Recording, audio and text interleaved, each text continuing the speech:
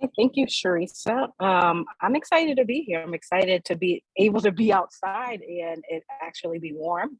Again, my name is Joy Gary. I'm the Executive Director for Boston Farms Community Land Trust. I'm just going to share my screen here so that we um, do have a quick presentation. Can you see that? Okay, awesome. So just to share a little bit about Boston Farms, we are a community land trust that takes vacant urban land and turns it into opportunities for the community to grow and create farming enterprises on. We started in 2017 and we own and operate 4 plots of land, and we have a fifth one in Dorchester that we are developing. And our main service areas, Dorchester, Roxbury, and Mattapan, and really just creating opportunities for community members to be able to build businesses and enterprises that are viable and to create a viable future for them and their children.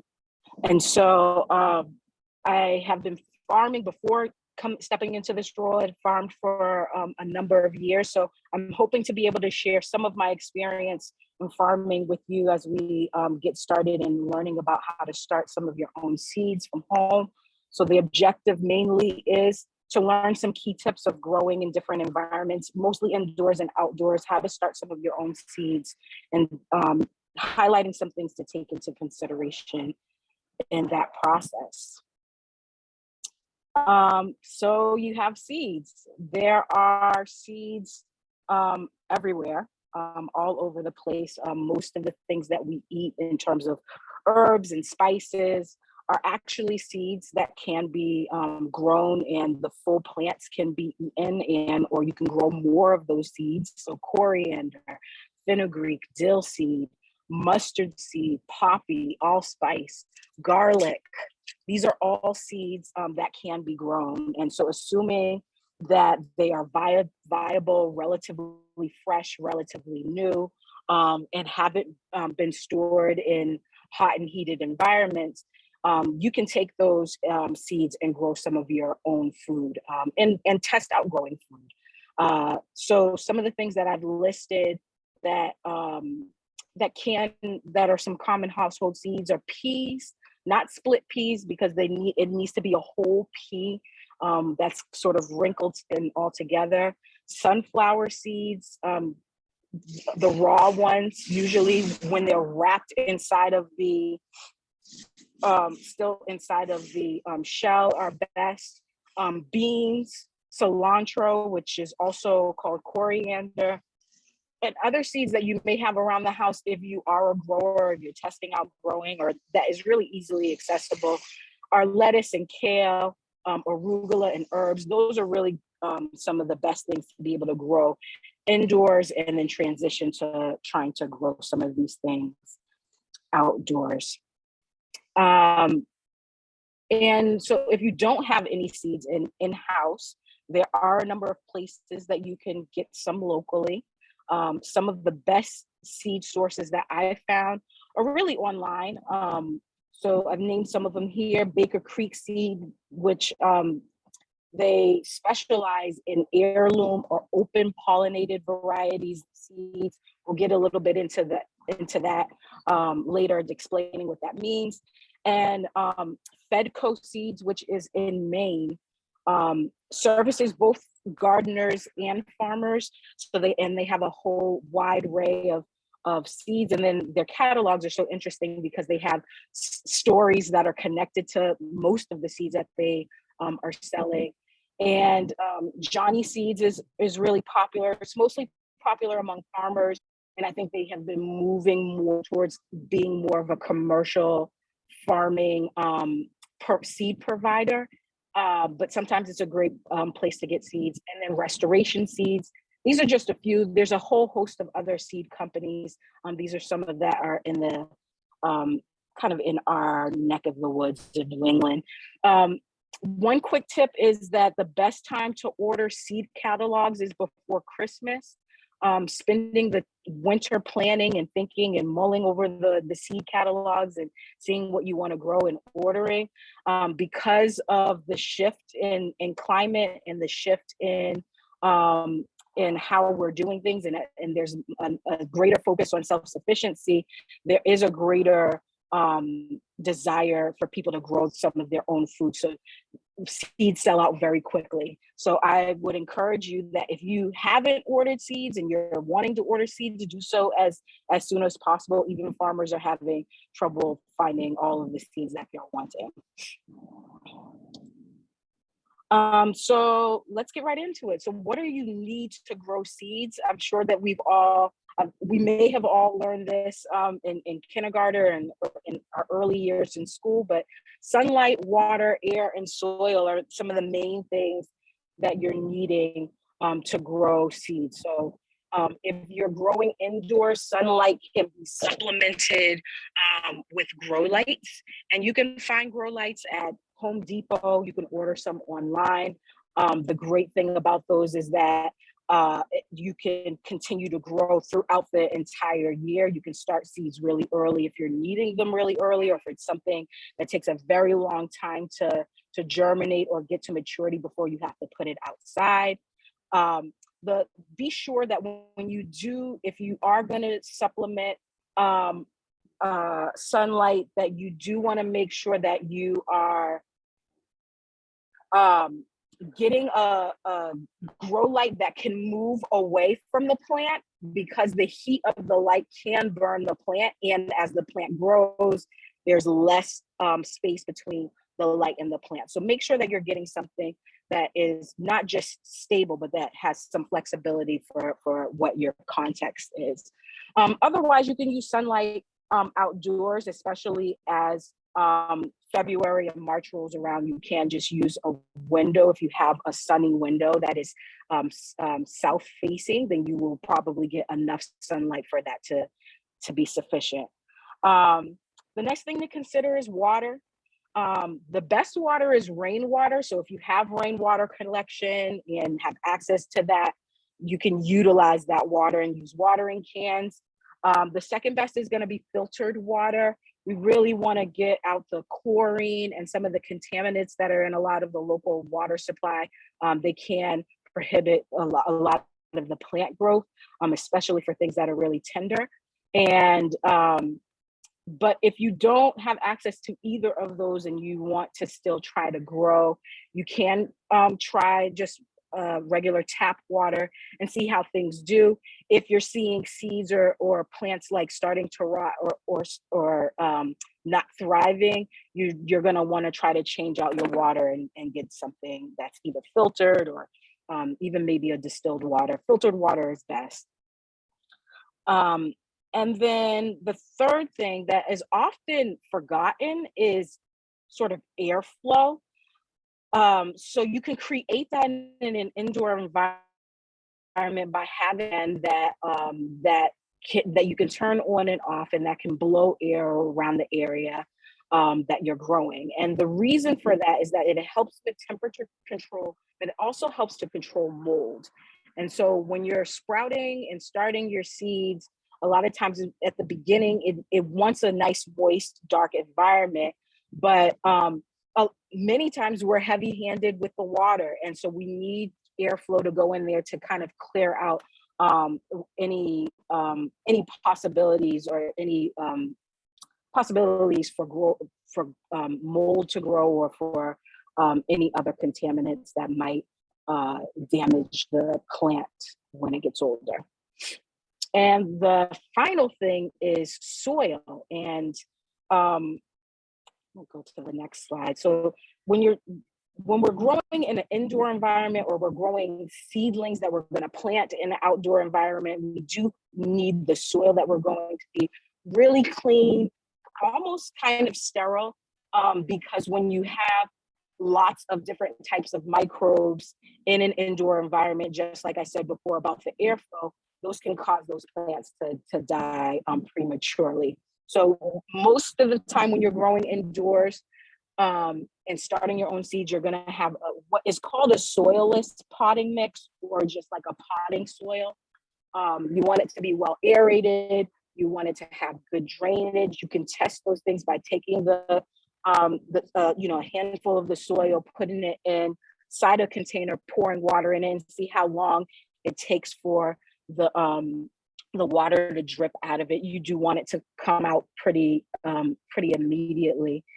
And then you want there to be a balance of nutrients and compost by having it be compost based. And instead of having to think, okay, exactly how do I do that? How do I make it balanced? I do have a recipe up here. It's a common potting soil recipe where it's a third of sifted compost. You want to make sure that compost is a finished compost from a really viable source. And then you want to get either sand or vermiculite. These things can be gotten at any of your garden centers. The vermiculite allows there for there to be air pockets for the water to be able to get through the soil. And you can use either peat moss or coconut coir. Both of those also can be found at a local garden center. And just equal parts of each of those and mix that up thoroughly, wet that, and then that can be the basis for what you're going to use.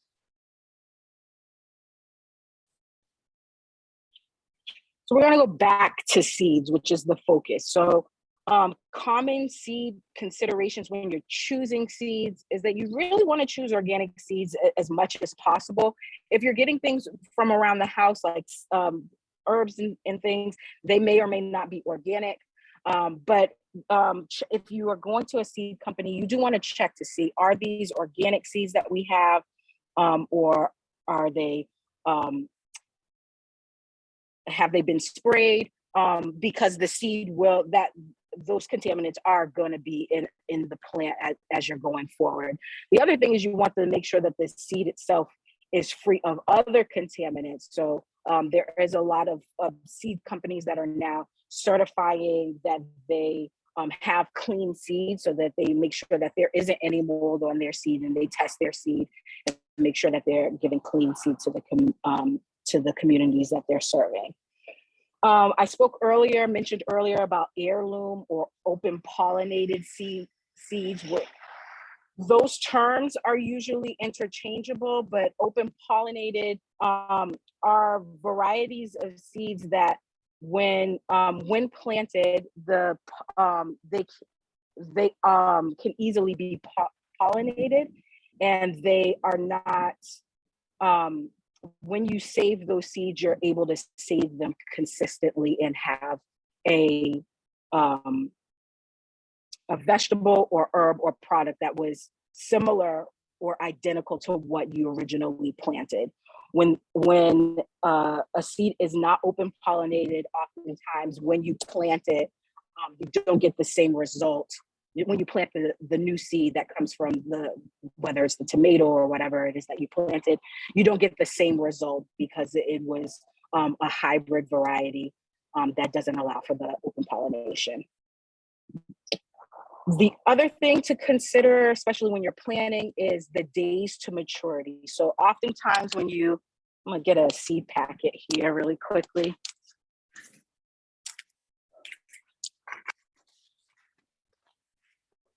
Many times when you flip to the back of the packet, or even sometimes on the front of the packet, as with Fedco seeds, it'll say how many days there are there. Sometimes they'll say DTM, or dates to maturity, or just days, and it has a number. So that is usually meaning when you plant this in the ground, how many days before you can actually harvest that plant. And for things that are commonly transplanted, like tomatoes and peppers, usually that number is saying from the transplant, how many days will it take for it to be harvestable. The other thing is hardiness, the hardiness zone. We are in zone, I think 6B. We've changed. I haven't checked it this year, so we've changed over the years because of climate change. But so when you're choosing a seed company, then you're knowing that those are kind of varieties that are good for the region that you're in. So that's why I've named Fedco seeds in Maine, Johnny seeds in Maine. They are only holding varieties that have been proven for this region. And so it's great to choose companies that way. Otherwise, you can, over the years, choose a variety, choose an open pollinated variety, grow it over the years, and have it develop to hopefully be more hardy to your land, your garden, and your climate.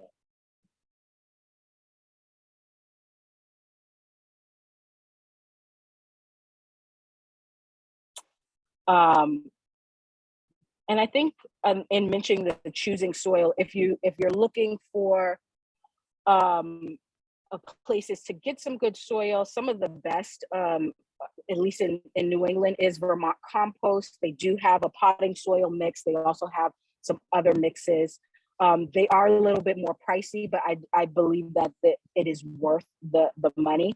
And you are what you eat, and so whatever soil that you're using or the materials you're using, that's eventually going to be what's creating your body and your cells. So let's see.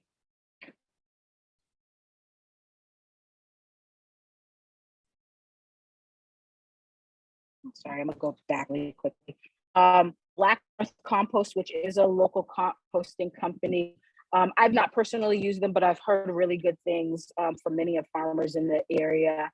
The same thing with Offbeat Composting Company, which they take aggregate materials from community members, and then it's kind of like a CSA share where you receive compost from them.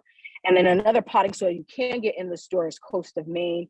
I've found that you do have to amend some of that soil in order to get the type of results that you would get with Vermont Compost. But those are some things that you can get. Those can be ordered and shipped out. Coast of Maine, you can definitely find locally. I've seen them at Whole Foods and at Home Depot. The Trustees Boston carries sometimes some of these brands. And if you're in the Boston area, Agricultural Hall is also a good place to get that. So we're gonna go into choosing containers. There are a number of different types of containers that you can use. I have some examples here. I might pull this up. So you can use small old potting containers. You can use trays. I've seen people also use some baking trays that they've modified to make it work. You can buy larger trays.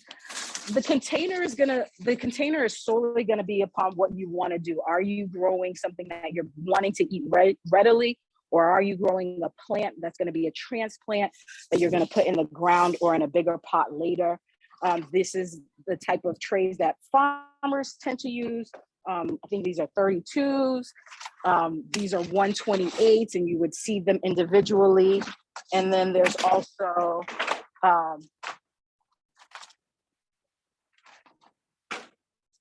some 10-20 trays, which if you're going to do pea shoots or any sort of shoots or sprouts, these are the types of trays that you're gonna wanna use. But there's other things you can use, small cups, and if you're gonna put in the ground, I've seen people take old toilet paper rounds.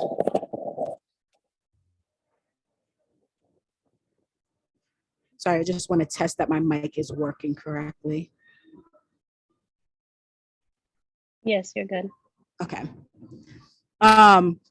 You can use old toilet paper rounds, fill it with soil, and then once it's grown, you can put it directly in the ground, and then it's biodegradable. So then you don't have to worry about the use of plastics and what you're doing. The same can be the case for eggshells, old eggshells. I will say, because eggshells have a lot of calcium in it is probably best for plants that usually don't get a lot of calcium. So tomatoes, peppers, eggplants, things of that nature, or things in that family. Okay, so I think we're gonna kind of get right into it. And I'm gonna show you how you can seed. And I'm gonna see if I can pull up my, let me just see, okay. Joy, I while you just- do that, can I give you Yeah. a couple questions that people have in the chat? Yeah. Do you have any suggested commercial brands of potting soil, or would you suggest just making your own? I know you just listed some, and I guess the other question would be, do you suggest making your own? If you can get access to Vermont compost, I would, that's my first suggestion. If you can't, then you can make your own, assuming you can find the materials. I know that there are, like I said, that you can go to garden centers and they will have the different elements and you can make it yourself. Or you can go to like a farming supply store, what is it? Progressive Grower I think it's in West Wareham, is a common place that people go and can get access to all of the ones that I've mentioned, and also the individual ingredients. So my first suggestion is Vermont compost. Second is make your own. And then the next question would be, would you recommend a pH balance in the water? What would I recommend the pH balance balancing the water? Oh, I think that I have not,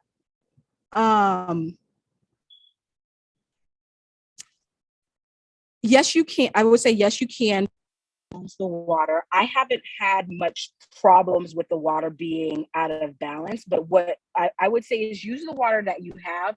The soil and the plant will tell you if there's something wrong. So if you're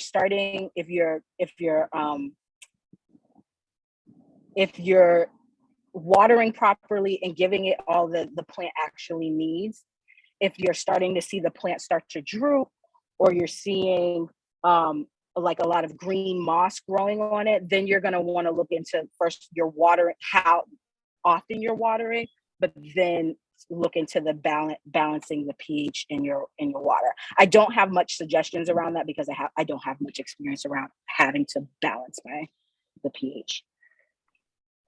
And then the last question I see in the chat right now, is it one seed per cell in the 128 trays? I'm sorry, is it one seed per cell in the 128 trays? Yes. Yeah, for the most part, yes. It depends on how quickly you're going to transplant them out. So the 128 trays are specifically so that you can take those small plants and transplant them. Some things you can do 2 or 3 seeds. So like basil, I would probably put 2 or 3 seeds. Tomatoes, maybe 2 seeds. And then when I go to transplant those, I would separate those apart. Were there any other questions? No, just the person asked about the pH balance in the water. They said, thank you, I do it for my house plants. So I was just curious what your thoughts were for outside plants. I think with water pH and balancing that, you can reach out to UMass Amherst, which is our agricultural extension agency. A lot of gardeners have been using them to test their soil, to test plants when it has certain diseases on it. I believe they will also test water, and then they will be able to give more in-depth suggestions around how to be able to balance that. Cool. So if there aren't any more questions, I'm gonna go into showing you how to seed. So if you have your things or you don't have your things, I'm gonna get started. So you wanna make sure you have your trays. I think the first thing I'm going to demo is how to. Joy, can you put your camera down just a make little? sure. Yeah, make sure. And can you stop sharing your screen so that they can see you fully? Thank you.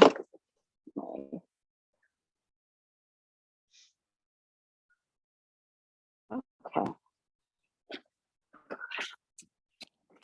So I will say, if you're going to use containers that have already been used before, one thing you do want to make sure that they're clean, because plants can hold pathogens, the soil can hold pathogens, and you want to make sure that those are gone. In this case, mine's, if you can't see it, this is not clean, and I won't be like using this long term. So I'm going to demo how, if you wanted to grow pea shoots or microgreens, this is the way that you would do it. And the main thing, you do want to start, I guess, before you even do the soil, you do want to have the seeds. So I have chickpea seeds here.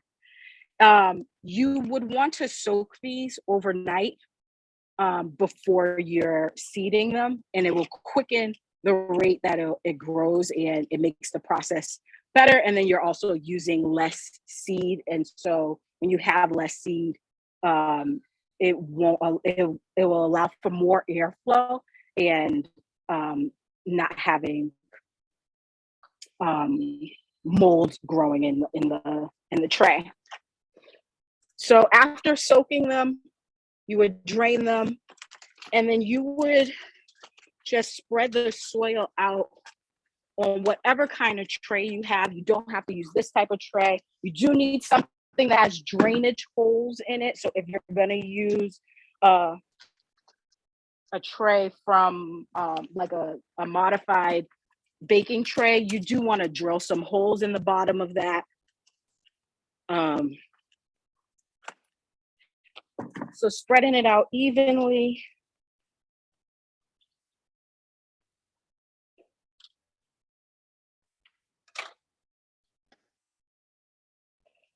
You can pat it down a little bit. Sometimes I do use another tray on top to pat it down to give it an even layer.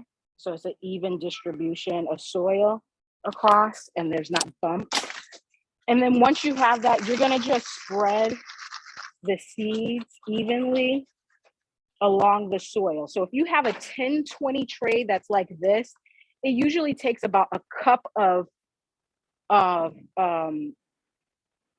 dried seed. And this is dried, but it hasn't been soaked overnight, so they would be a lot bigger. So they would fill in a lot more spaces. And you would just pat it down a little bit, and you're gonna lightly cover this with soil. You can cover it with vermiculite as well, but just a light covering of soil is usually sufficient. You do want to make sure your soil is not bone dry.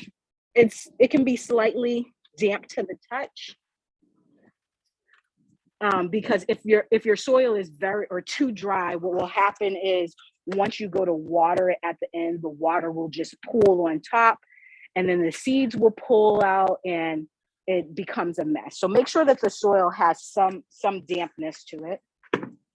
And then you do want to use, if you have a watering can, that's best, or even if you have a hose that has a fine mist on it, that's the best thing to use. But you can always use just a pitcher or a container and slowly water it, like I'm doing here.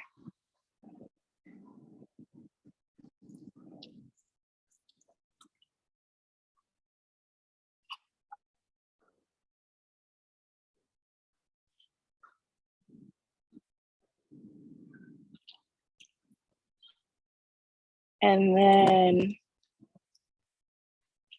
you do want to check that it's watered enough. So what I do in checking is just poke my finger in a space or in a few different spaces to see that it's moist, at least as moist as a wrung out sponge, but a little bit more moist than that is good.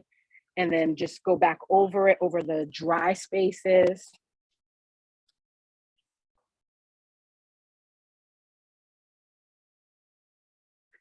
And then so this would sit,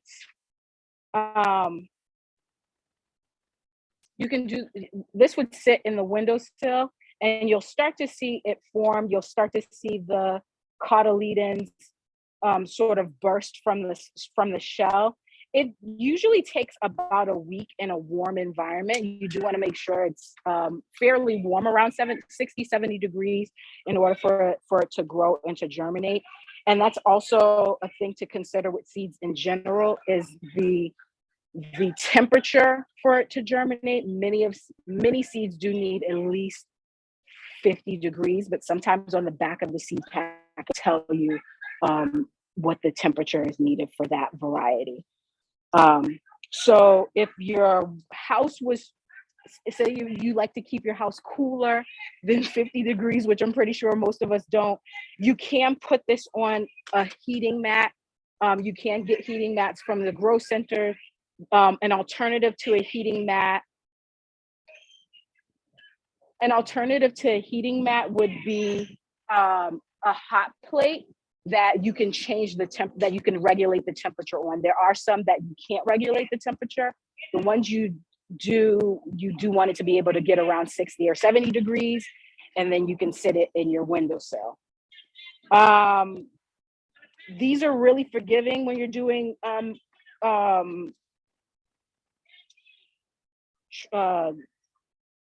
and come again greens. You really, when they grow, you're probably going to cut it once. You can try to see if they'll grow again. Usually that won't work. What you can do if you don't, because what will happen is all of the roots will create this soil into a mat. You can turn that whole mat over, put a small layer of soil right on top of that, and then reseed it again. So that you're saving some money and then also saving some time. Once you're done with that and you've eaten all of the vegetables, this can go directly into your compost, or you can bury it in your garden. And it's a really great way to get some nice greens, some cut and come again greens. You can do this with pea seeds. You can do this with corn seeds, and the sprouts that come out of that are really sweet. You can do it with sunflowers, and yeah, those are probably some of the main seeds that you'll do that with. Any questions about this specific process?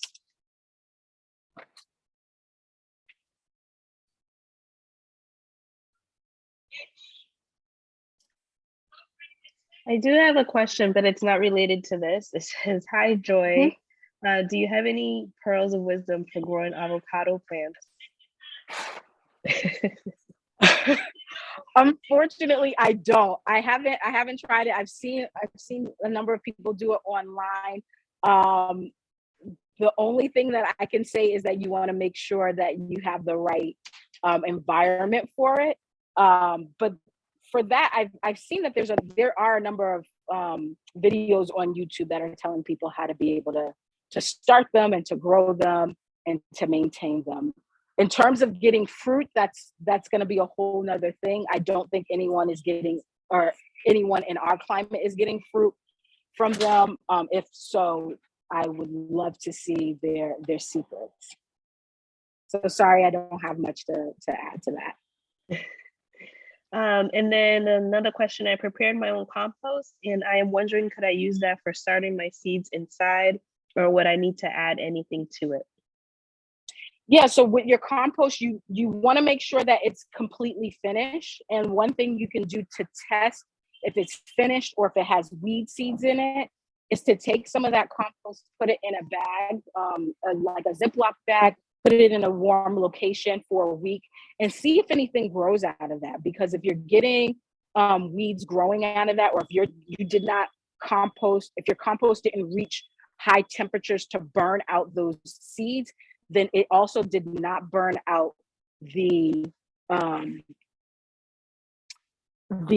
pathogens in the soil. So if you find that is the case, then I would not use that, and I would just use that in your garden plots, and or use it when you have really large established plants as an amendment. Okay, thank you. And then another question: was this seeding process only for pea plants, or this for all seeds in general?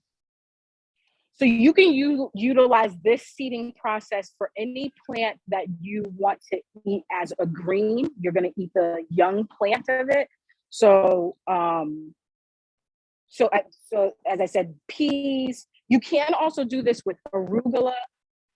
You would just put a lot less soil on top of it. You can do it with lettuce, and then you'll have lettuce mix grow up. The difference between the arugula and the lettuce, and even kale, is that once you cut it, you should be able to cut off of it at least 2 more times, and then you can kind of toss the tray. So those are a cut and come again green that will continue to like grow a few times for you. Yeah, so just for clarification, you wouldn't use it for like transplanting a tomato plant or a larger lettuce. So this is not a transplanting process. This is for greens, for food, for salads and things like that. And then the next question, do you need to soak all seeds or which ones? You don't have to soak all seeds. I will say that when you soak seeds, you can soak all seeds. They're not required. And when you do soak seeds, it quickens how fast they will grow. The ones that I would soak, one, again, checking the seed packet, because a lot of times on the packet it'll say that it needs to be soaked, or if the shell is really hard on the outside of it, and also seeds that it says it needs to be scarred. Usually they should be scarred and soaked and then grown. So peas, beans, squashes, you can soak all of those and it'll quicken the process of growing. The next question, do you put plastic wrap over it to make like a greenhouse effect? I don't, but you can do that. You can put plastic wrap, or you can either put plastic wrap, or if you buy these like 10-20 trays, they do also have domes that you can put on top of that. You just want to be careful, make sure that you're watching it well enough to take them off at the proper time. And then from the question earlier about this process for all plants or just certain seeds, she asked like full lettuce plants, but I think just the clarification of, you know, what you would use for a transplant versus this, which is kind of almost like a microgreen that you would use in like a cut salad versus like a full plant. So this is really for just like little microgreens essentially, or sprouts. Yeah, definitely. I was gonna transition to showing you how to do individual plants for transplants. It's a similar process. It's just how much seed you're putting in there is going to be a little different. Okay, and I think that's all the questions for now. Thank you. Okay, cool. So let me transition there and move some of this stuff around. Try to do 2 different ones.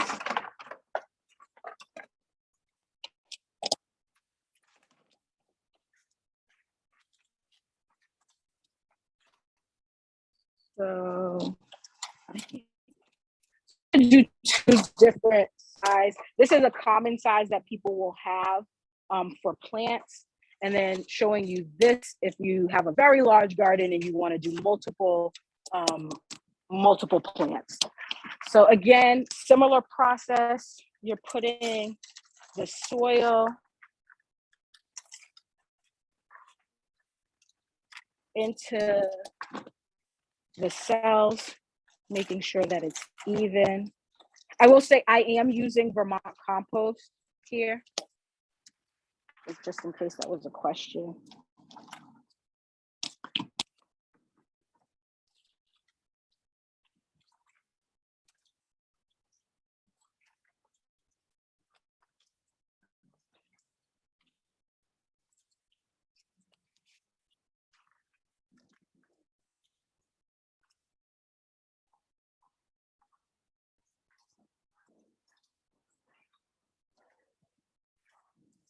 I'm gonna just do half of this. So if you're using a tray like this, one thing that I do like to do is make little wells for the plant to go, or for the seed to go. And so that way, when you go to cover up the seed, you don't knock the seed out of the cell. And we're gonna plant some kale, and these are kale seeds that are gonna end up being transplant. So this is Nero de Tuscana, or Tuscan kale, or dinosaur kale, or lacinato kale. Goes by many names. These are very small seeds. This is the same size seed for broccoli, for mustards. They all look very similar. So the size of the well, you do want to make sure that it's not too deep. Very small, if you can see here, very small wells that I'm making here, because we want space for the seed to grow. And then I'm going to have the goal of getting 1 or 2 in each one of these, because what will happen is when these grow, after the 2 small leaves grow on there, I'm going to transplant this into a larger spot. And that can either be the final location, or it could be just a larger spot that's a holding place before we get to the final location. And so we don't want any more than 2 in these cells. So these are all, at least this first row here is all set. You won't be able to see them. A lot of times that you'll drop them and then you can't see them anymore in the soil. So do what you can to make sure that you know where things are. And then just right on top of that, I'm going to take a handful of soil, and I'm kind of crushing the soil and putting it on top, almost like when you're cooking an amazing dish and you want to put the garnish on at the end. You're just crushing it right on top, and then I'm going to rub that soil off. And so you see how I do have some excess soil. That's part of the reason why we're making a well, so that I'm not taking the seed with me when I take this soil off. And so after that, you want to water that in nicely. If you're using something that doesn't have fine holes in it, you're going to have to water these cells really carefully.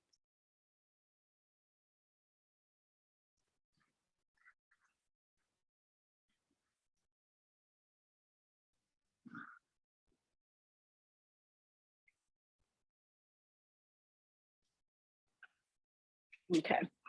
So with kale, collards, anything in the brassica family, it usually takes about 6 to 8 weeks for that to be ready to be a transplant. You should start to see it germinating, I think, in about a couple of weeks, depending upon the temperature. Again, you do want, if it's a little warmer, around 60 or 70 degrees, it's going to be faster. And then once the plants are about a couple of inches high, they have put off 4 sets of leaves, then you can take those plants, pop them out individually, and you'll be able to pop it out because the roots will have the soil in one block. You can pop that out and put it into your final location. I will say, if you like plants, a lot of times you do not want to kill any of your plants. If 2 plants are too close together, they will kill each other. So separate them. They are usually really resilient, lightly pulling them apart, and you'll have 2 sets of plants. You can either save both or just save the healthiest, but definitely separate them. When they're too close, they'll die. So that is transplanting in a large tray, or a small tray, like a 128. And say you only have these types of pots, and you do a similar thing, you would fill it up again.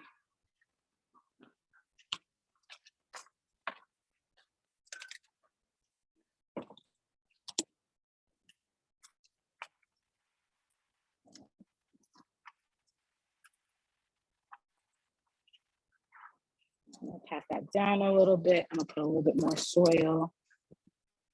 And you see, I have some room here. It's not all the way at the top. And a similar thing, I'll just use the kale again. If I decided that I wanted to do multiple kale plants, then I would probably space out doing around 6 to 9 plants here. And I don't know if you can see it that well, so I'm gonna say like making wells to just do them spaced pretty far apart, probably like in a box pattern would be good. And then again, you would cover it up. You'll wait for that same amount of time. You would water it and keep it well watered. I would say in terms of watering, because we tend to overwater things a lot because we know that plants need water. And you want to make sure that the top dries out before you're watering it again. If you are watering it too much, it'll start to get green and slimy on the top. And then you'll really have to scratch that off in order for the water to get through and the nutrients to get to the plants properly. So again, you will water it. And how often you water is literally going to be dependent upon your temperature, the airflow. So you do just have to pay attention to see, has it dried out on the top? Is it too dry? Is it dry enough? We just want the top to kind of dry out a little bit, and then you can water it again. And so that's it. And so then you'll have like 6 to 9 plants, depending upon the germination, like how well these seeds are. And then you can take those individually and transplant them elsewhere. I will say in terms of, because a lot of times people want to plant like one seed and have one plant. I would say always plant more than one seed and then have another container that you're going to transplant that into, so that in case that one seed doesn't grow, you didn't spend 6 to 8 weeks trying to figure out what's happening with it, or so you can have a backup plan for those plants. Are there any questions? Is it best to put the container in a base of water to water from below? No, I would say the only time you should water from below is if it's a flower or a very, very small seed, because a lot of times you overwater by watering it from below. And the reason why you want to do it underneath is that if the seed is so small that watering it will push the seed out of the container, you just can sit it in something, allow it to water, but then take it out of that container, because if you leave it in there, it will be overwatered and then you run the risk of rotting the seed. And then someone said, "Thank you, Joy. How lucky you are to be an urban farmer." And then the next question was, "Would you please let us know the proper way of using the fan inside?" Yeah, the best way to use the fan is that you do want to have it elevated and tilted a little, like maybe around a 90, or is that a 95-degree angle? Maybe it's a 45-degree angle towards the plants. You don't want it directly on the plants where it's blowing it, but you want it to be kind of the air to kind of flow above the plants, if that makes sense. If you have it directly blowing on the plants, what will happen is you're going to have to water a lot. It's drying out the soil a lot. And then you do want to just watch it and see, like, do you need to have it on all day or not? One thing that is really good to get is either a thermometer or there's a humidity meter that you can put in and around your plants to see like how humid it is. And there is a chart that if you look online, you want to keep that humidity rate for plants that are indoors kind of at a safe space. And I'm gonna see if I can find that chart, and I can send it, maybe pop it in the chat if I can find it. But yeah, so you just want it to be angled towards it and not directly at it. Is that clear?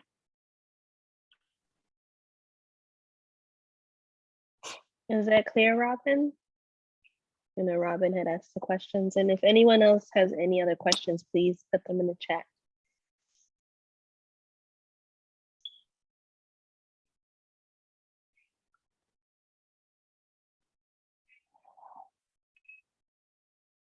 Joy, would you say that there are any plants that are a little bit more finicky than others that you should be mindful of when seeding?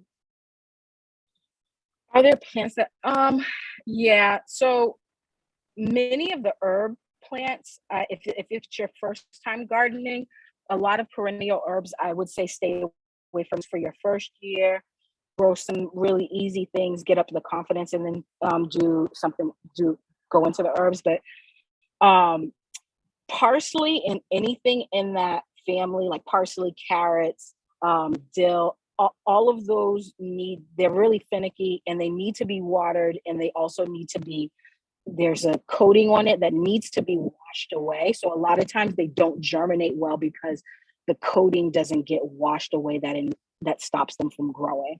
So parsley, dill, fennel, carrots, those are usually very finicky. Flowers need to be, look at the seed packet, because sometimes they need light, sometimes they don't need light. They need to be covered. Sometimes they need what's called stratifying, which is putting it in the refrigerator for a period of time and then pulling it out. Sometimes things need to be cut and scarred. So flowers and herbs are probably the two things that have a lot of finickiness to them. Do you light for 24 hours a day? No, you don't. You light for up to 12 hours a day. Many of those lights have timers on them, so you can set the timer. And you can set it so it can be just like the sun, like sun going up and sun going down. And that's the main way you would do it. And then I saw that there was a question about soaking parsley and fennel. Yes, you can soak parsley and fennel. I will say, if you're gonna soak seeds, I would get a small fine mesh strainer so you can like dry it out a little bit so that you can actually plant them accurately, because a lot of times they get stuck to your hand. But yeah, I would soak those if I want to get a surefire bet of a plant. How long do you soak a seed for? There was a question before the parsley one. How long do you soak a seed for? Usually 24 hours, unless it is needing more time, which most of them don't need more time than that. Yeah, you run the risk of it rotting, so you got to be careful. Can you use a pit that has soil in it that you previously used, for example, flowers? Can you use the pit that had soil in it? Oh, the pot. Sorry. Yeah, you can use the pot. Yeah, you can. Yeah, you can use old pots. I would just say clean them out. Maybe use a little vinegar to make sure you're getting all the pathogens out of it, and then make sure you get all that vinegar out of it, and then you can use it. So any pot, one of the things you just want to make sure that there's drainage in the pot. Using jars that doesn't have drainage, so I would say don't use jars. Are there any other questions? To put them in the chat. We have, let's see, 2 minutes left. Joy, is there any final things that you want to say about the work at Boston Farms, where you guys are at and located, and how people can reach you? Yeah, we're located in Mattapan, on Norfolk Street in Mattapan. We do have a number of sites. Definitely check out our website, bostonfarms.org, and you'll be able to find us there. We do have a couple of our farmers are having their CSA is starting up. We have a flower farmer, Sabrina's Gardens, and her CSA for her flowers is coming up really soon. So I'm gonna just pop a couple of the things in the chat so that you can find us. definitely reach out to us there. Or if you have questions, you can reach out to me at Boston Farm, info@bostonfarms.org. Enjoy. There was one last quick question. How about putting seeds right in the ground? Quick tips. Oh, quick tips. Yeah. If you wanted to put them right in the ground, there's a lot of things you can start just directly in the ground. Peas, beans, oftentimes corn. You would do a similar method, except for you're just going to use the soil that is there. You do want to make sure that it's warm enough and that the frost is gone. And I think also I did want to share with you all really quickly a seeding chart that you can also use if you're going to use in ground. That it's a Google document. You can figure out when you're going to plant, how long it's going to take, and create a plan for yourself. I would just say copy that, and then you'll be able to edit it. Do you have training programs for folks that want to become an urban farmer? The Urban Farming Institute does have a training program. We are connected with them. If you go to I think it's the Urban Farming, I think it's urbanfarminginstitute.org, but let me just double check. Yeah, urbanfarminginstitute.org, and then you'll be able to find out about that training program. I think they're starting up in March, so you probably can still join that. And I'll actually put a link in the chat to that. Then they also have a couple of other educational programs happening too. And I know the Trustees as well has a master urban gardening course that you can take, which is pretty in-depth and is really great. Michelle De Lima, who runs the engagement for the Boston Community Gardens, is absolutely amazing. So definitely check it out if that's something that you're interested in doing as well. Yeah, I definitely would recommend that, especially if you want to get really focused, in-depth understanding of how to grow vegetables and fruits and flowers. Will the presentation be available? I can make that available. I'll send that to Sharisa, and then it'll be available for you all. Yeah, I'm going to email it out probably early next week. The video recording and any of the resources that were shared in the chat. Okay, well, thank you, everyone. Companion planting. That's a really great idea. But thank you, everyone. It was really great. Awesome questions. Let me know if you had any other questions or need more resources. I'm kind of a resource queen, so I can always send you lists of things. So thank you. It was a pleasure. Thank you, everyone. Thank you for joining the trustees today, and check out our future programming for the Boston Community Gardens as well as the Boston Waterfront Initiative. And I hopefully will see you all soon in a future event. Thank you, everyone. Have a good day. Bye.